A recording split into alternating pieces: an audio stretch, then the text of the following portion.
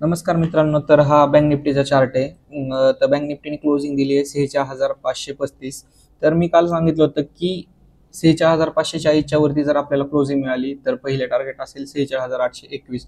पण मार्केट कालच्या हाय पासूनच फिरत होतं। मी सांगितलं होतं कालचा हाय जर ब्रेक केला आणि वरती जर क्लोजिंग मिळाली तरच मार्केट अप ट्रेंड धरू शकतं। तर बघूया आता निफ्टीमध्ये काय झालेलं आहे।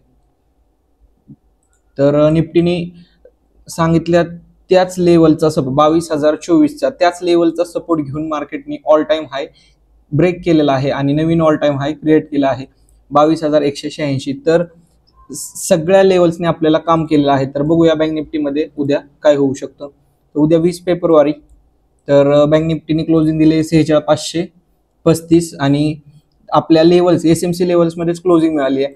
तर एसएमसी लेवलच्या वरती म्हणजे 46,582च्या वरती जर क्लोजिंग मिळाली तर आजचा ऑल टाइम हाय 46,697 हा इम्पॉर्टंट आहे।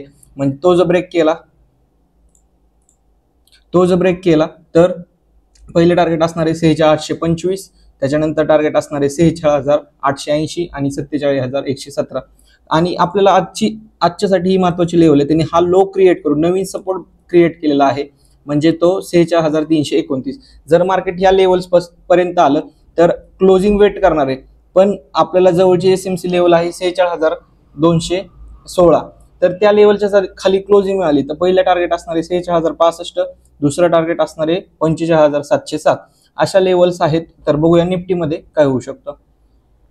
तर निफ्टीने क्लोजिंग दिलेलं आहे 22,116।